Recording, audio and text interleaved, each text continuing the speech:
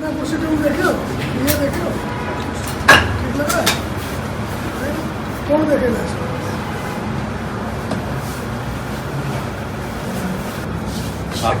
Actually, double cheese is the whole just. मैं तो phone का नंबर लिखा हूँ।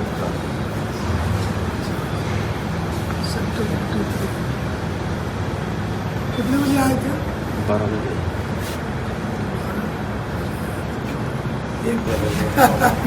इसको एक आपने वो करवाना, सफाई करवानी और ये ठीक है। रजिस्टर रूम की तरह दिखाओ।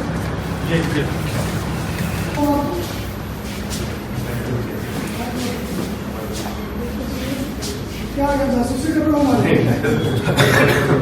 आपको ऊपर लेके आया नहीं आप?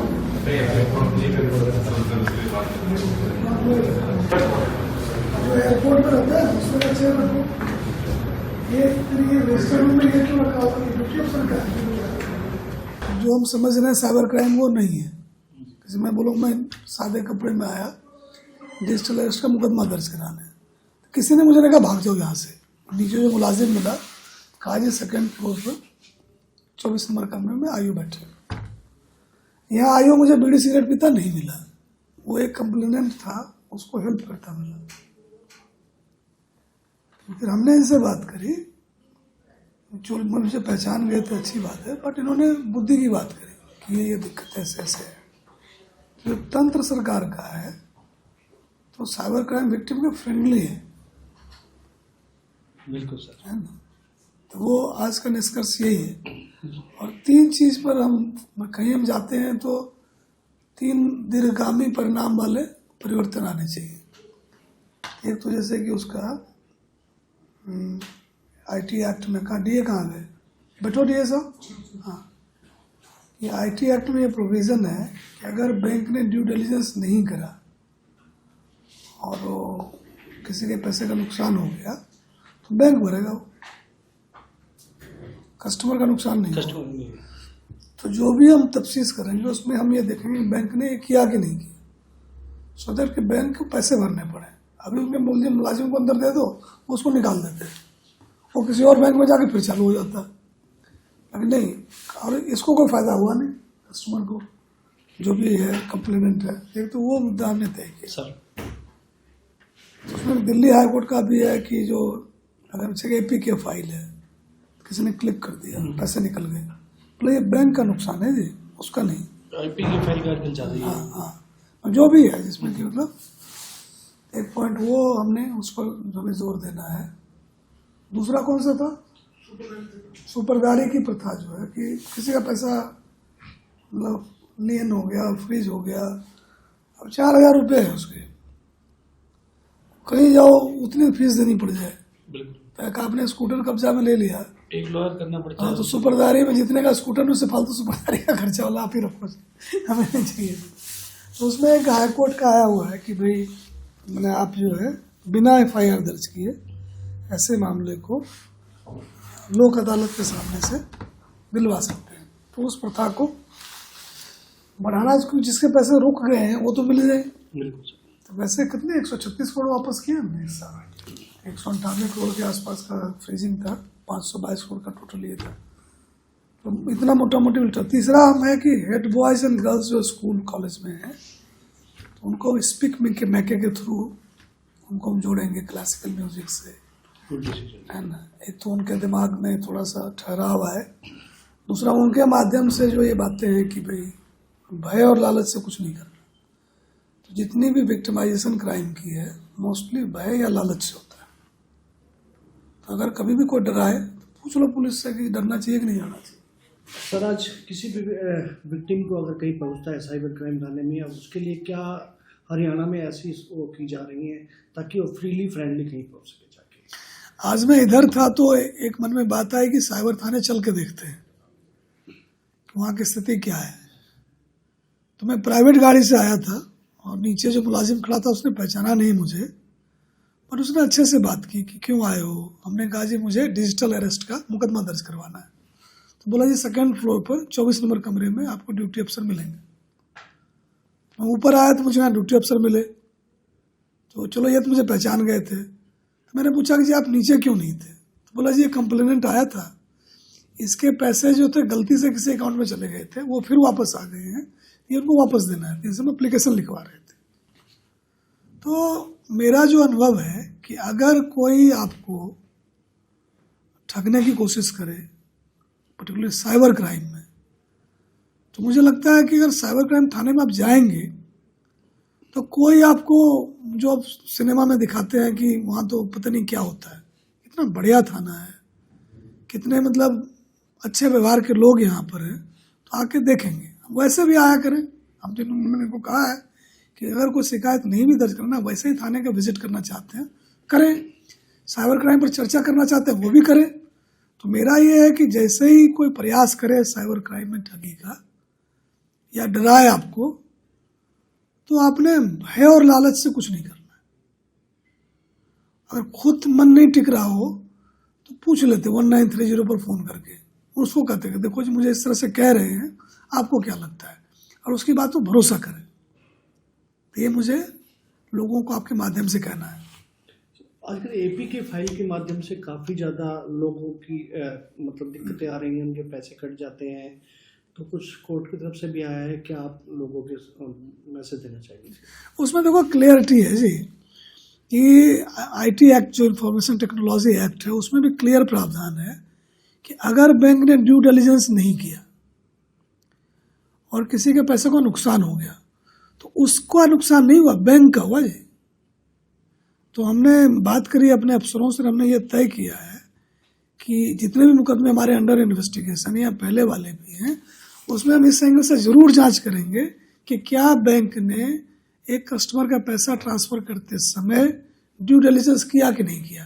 अब किसी ने एपीके फाइल भेज दिया जो एंड्रॉयड पैकेजिंग किट होती है, तो आपने क्लिक किया, आपको तो नहीं पता है, आपने क्लिक कर दिया, पैसे चले गए आपके अकाउंट से।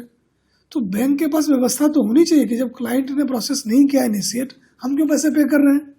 तो अब जो है जी, आज के बाद से तो पक्का ही इसको बांध लो कि जो भी साइबर क्राइम का मुकदमा दर्ज होगा, जो भी शिकायत होगी, हम एक लाइन ऑफ इन्वेस्टिगेशन जरूर रखेंगे कि बैंक ने ड्यू डिलिजेंस किया था कि नहीं किया था। अगर नहीं किया था, पैसे वो भरेंगे। यानी बैंक एम्प्लॉय भी अब आपके रडार पे रहेंगे कि वो कितना? बैंक एम्प्लॉय तो देखो 52 को अंदर दे चुके हैं, पुलिस, गुड़गांव पुलिस दे चुकी है। उसमें ना हम लोग देखो, अगर किसी के साथ ज्यादती हो रही है ना, हम किसी का लिहाज नहीं करते। आप कुछ भी रहो, बैंक के मैनेजर रहो, अंग्रेजी आती, हिंदी आती, आप जानो जी। अगर आप क्रिमिनल से साझबाज हो, लोगों को पैसे लुटवाने में लगे हुए हो, हमारे लिए आप क्रिमिनल हो, तो एक्शन ले रहे हैं। But at the same time ये जेल चला गया, पैसे कहीं और चले गए, कंप्लेनेंट को कुछ नहीं मिला ना, उसकी कोई गलती नहीं है। उसने तो बैंक में खाता खोला कि मेरे पैसे यहाँ सेफ है। अब वहाँ कौन उसको क्या कर रहा है, बैंक का काम है देखना उसको। तो अब जो हमारी प्राथमिकता है कि जो बैंक के लोग कनाइव कर रहे हैं, जो साजबाज है, उनके खिलाफ क्रिमिनल एक्शन तो होएगा। ये जो पैसे उसके हैं कस्टमर के, वो बैंक भरेंगे। हेट स्पीच को लेकर भी हरियाणा पुलिस की तरफ से काफी दिशा निर्देश जारी किए गए हैं, क्या हुआ? तो हेट स्पीच के बारे में किसी और दिन हम लोग बात कर लेंगे। यहाँ हमने 3 बातों पर जोर दिया है। यहाँ जब आए हैं 3 बातों पर जोर दिया हमने। एक तो ये है कि जिनके पैसे मिल गए, फ्रीज हो गए हैं, लियन हो गए हैं, तो पैसे उनके अकाउंट में जल्दी से जल्दी जाना चाहिए।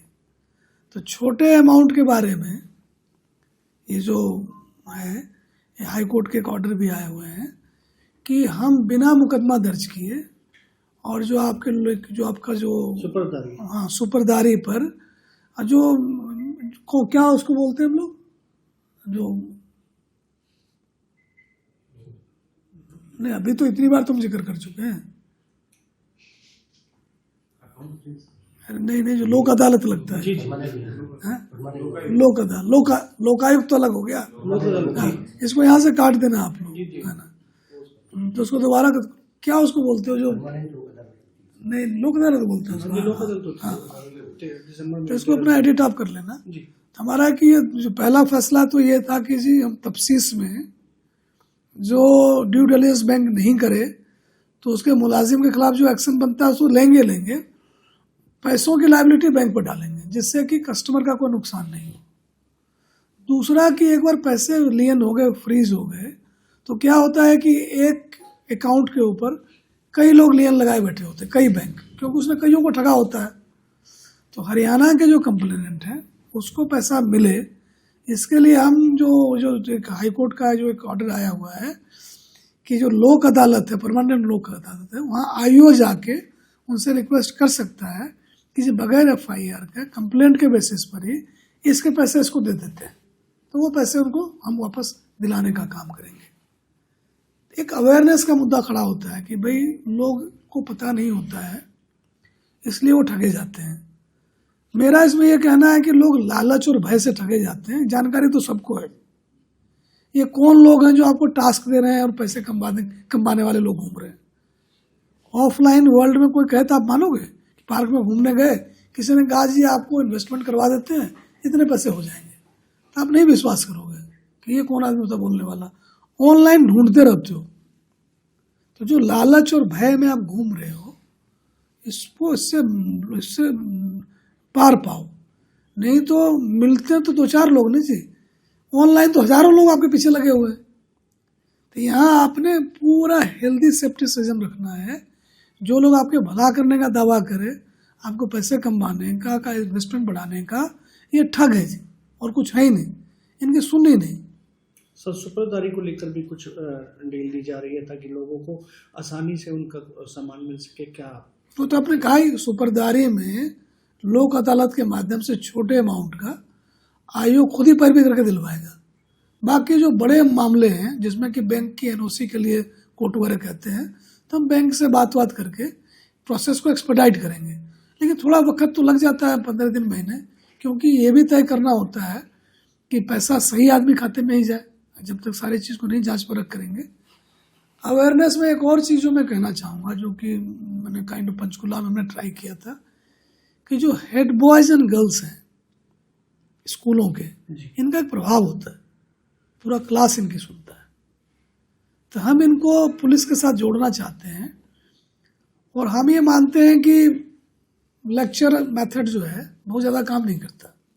बच्चों को ये शिकायत रहती है, जो ही आता कुछ ना कुछ बोल के चला जाता है। तो हम स्पीक मैके के थ्रू, जो ये क्लासिकल सिंगर्स का ऑर्गेनाइजेशन है स्कूल कॉलेज में, ये म्यूज़िक प्रोग्राम देते हैं इंडियन क्लासिकल म्यूज़िक में, तो उनसे संपर्क साध के जो हमारे हेड बॉयज़ एंड गर्ल्स हैं, उसके जो पेरेंट्स हैं, उनके जो टीचर्स हैं, उसका एक नेटवर्क बनाएंगे और उसका फ्रीक्वेंटली फंक्शन करेंगे। तो इसमें जो मुझे टेक अवे दिख रहा है, एक तो बच्चों के लिए एक अनुभव होगा, उनको साइबर क्राइम का सेटअप हम दिखाएंगे किस तरह का है जी। फिर उनको पिज्ज़ा खिलाएं, जो भी बच्चों को खाना पसंद हो वो खिलाएं। फिर वो क्लासिकल म्यूज़िक में इंट्रोड्यूस करें। क्लासिकल म्यूज़िक में जनरली आदमी थोड़ा शांत रहना सीखता है, थोड़ा ठीक से फैसला लेने की सोचता है, तो वो उसकी हैबिट डालें। और उसी में ये जोड़ें कि देखो जी, अब लालच और भय से दूर रहो, जितना भी नाश होना है ना, इसी के रास्ते हो, मेहनत करो, उससे जो मिलता है उससे तसल्ली करो। तो हमको लगता है हेड बॉयज़ एंड गर्ल्स के थ्रू हम स्कूलों को रीच आउट कर पाएंगे, तो साइबर क्राइम हो गया, ड्रग हो गया, और जो क्राइम में इन्वॉल्वमेंट हो जाती है बच्चों की, तो हम उनको इससे आगाह करते रहेंगे। तो हम ये सोचते हैं कि अगर हम ये बात हेड बॉयज़ एंड गर्ल्स के दिमाग में डाल देंगे, तो आगे कई बच्चों को इन्फ्लुएंस करेंगे। और एक एक बच्चा जो है 5-10 एडल्ट के आसपास घूमता है, उसके पेरेंट्स होते हैं, मामा, मामी, नानी, चाची, काकी। तो इनको अगर अच्छा अनुभव होगा, जाके बोलेंगे देखो जी साइबर क्राइम में इस तरह की बात होती है, आपने परहेज रखना है इससे, इस तरह की बातें। ड्रग्स से हमें नहीं करना होता है, क्यों? तो ये ब्रेन में, जैसे इंजन में चीनी डालने से इंजन सीज हो जाता है, तो ड्रग डालने से ब्रेन सीज हो जाता है, तो ये हमें नहीं करना। तो ये जो बच्चों को बिगाड़ने वाली बातें हैं, लोगों को तंग करने वाली बातें हैं, तो हम स्कूलिंग आवर खराब नहीं करना चाहते, इस तरह के प्लेजेंट सेटिंग में उनको कन्वे करना चाहते हैं। हमने पंचकुला में एक कार्यक्रम इस तरह से किया था, तो बच्चों ने बहुत पसंद किया था। तो हम उनको जोड़ना चाहते हैं, उनको अभियान में शामिल करना चाहते हैं। हम नहीं चाहते कि स्कूल में जाके उनके पढ़ाई के घंटे खराब हो। सारे इंस्टाग्राम वाले इकट्ठे हो गए, बोला कि ये पुलिस ने ऐसा कैसे कर दिया। तो बोला जी हमने तो लोग बात तो पुलिस अब इतनी डरी रहती है इन कैमरा बाजों से, क्या रील बना के चला दे। हम आपसे डरे हुए, आप हमसे डरे हुए हो। वो बहुत ज्यादा इकट्ठा होता जाएगा, बैकअप ज्यादा होता जाएगा। इस चीज को आप थोड़ा सा कीजिए, क्योंकि एक एक यही है कि चलान जो लोग लगाते हैं फटाफट पहुंच जाए। तो लोग जल्दी पे कर देंगे। तो फाइल पुट अप थोड़ी करेंगे हाँ, आगे से इससे डिपार्टमेंट को भी बेनिफिट है, लोगों को भी आप बेनिफिट है। मुकदमा जीत गए जी, बहस क्यों कर रहे हो? खाओ ये सब एक पॉइंट। ठीक है, तो मैं आता हूँ, तो चलिए कैंपेन वैसे चलाया सर यहाँ पे हमने। उसमें हमने डिस्कस किया। हो गया? कैंपेन के लिए तो अपना प्रियांशु नोडल अफसर है सर। नहीं मैं जो डिस्कस हो रहा बता सर सर सर हो गया, थैंक यू। मैं आता हूँ, ड्रामा नहीं करना चाहिए, काम ठीक से कर लो, ये अल्टीमेट रिस्पेक्ट।